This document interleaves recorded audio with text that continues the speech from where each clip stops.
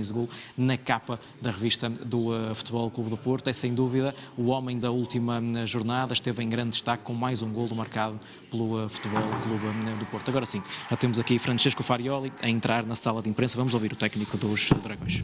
Boa tarde, bem-vindos à conferência de imprensa da Antevisão do jogo com o Braga. Começamos com as perguntas do Porto Canal. Miguel. Boa tarde, Pedro. Boa tarde, Mister. Boa tarde. Mister, what do you think about last games of Braga? No, they are in a very good moment. I think they are, as the coach said, they are in their best moment. They are in a very positive strike of results and performance, both in the league and in the cups. So it's definitely a game that will demand our best version to be able to compete in the way that we want. Sport TV. Hello, Francesco. Manuel Chaves, live for Sport TV. Two questions, if you don't mind. First of all, how's Luke recovery? Is near to get back or still far? Not as much as we would like, but he's back on the pitch, so he's getting a proper reconditioning. So now he's running almost with pain-free, changes of direction, start to touch the ball, but he will not be able to be with us before the next international break. This is a very intense week with the Championship, Europa League, Championship. How will you manage this with the well, let's go one by one as always. We start with Braga, that, as I mentioned, is a team that is in a really good form. Probably one of the team that in this moment they are in the best shape with Gil Vicente. So yeah, we have to be ready and to compete really hard. Atrás, Nuno. Coach, Nuno Barbosa, Record. You were targeted by Braga a few years ago. We can say that is the Portuguese team you know better. And last conference you told us after Moreirense that now rivals fear Porto. And do you expect Braga fearing Porto and have a most defensive posture in the game? No, to be honest, I think Braga with the coach they changed a bit in the last 5 to 6 weeks. Defensively, especially, they became much more aggressive, and they are doing well. So I believe that they will be definitely brave in the same way that they are in the last period. Today, I showed to the team some defensive statistics, and Braga is the second team with us after us in terms of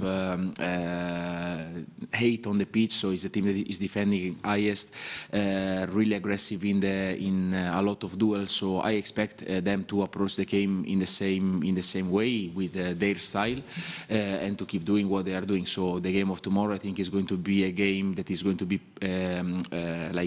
with two teams face to face, that they will accept to play in open field with a lot of duels, with a lot of combination that can unlock a situation of man-to-man scenario. So this is the type of game that I'm expecting. Mais alguma pergunta? Pascoal?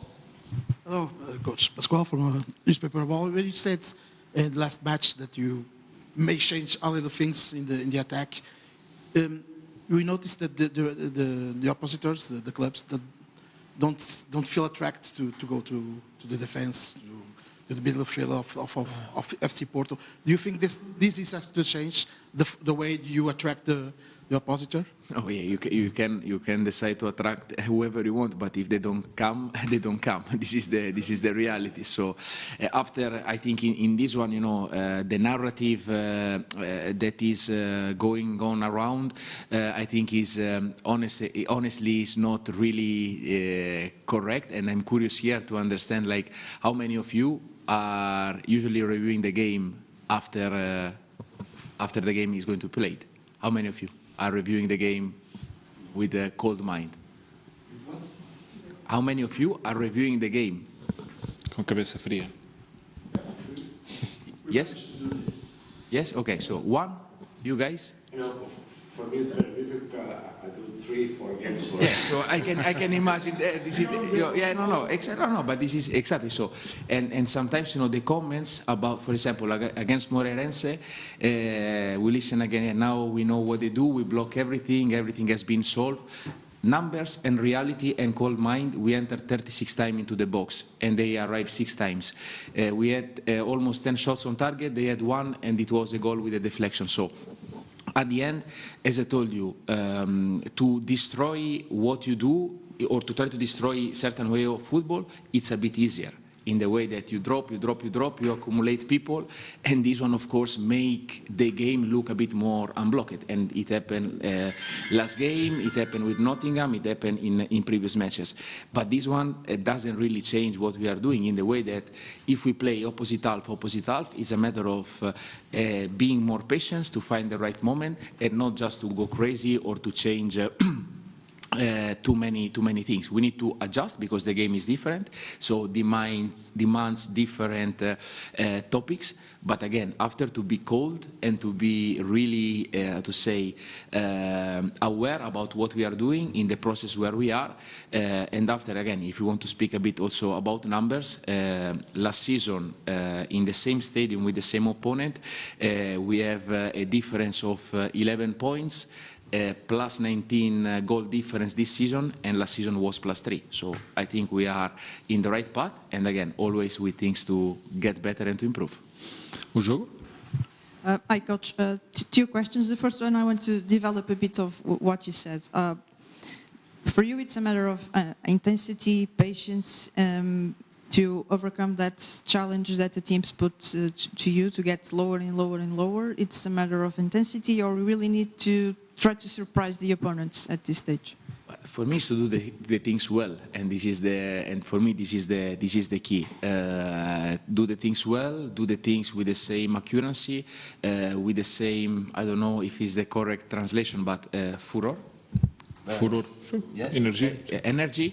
With the same commitment, with the same passion, and again, if we cannot enter in the first round, to enter into the second, and this one I think is what we have to face when we approach teams that are going to defend lower. But again, I think it's not the case of tomorrow, where we will face a team that is absolutely has a completely different style, that decide to press with a lot of intensity.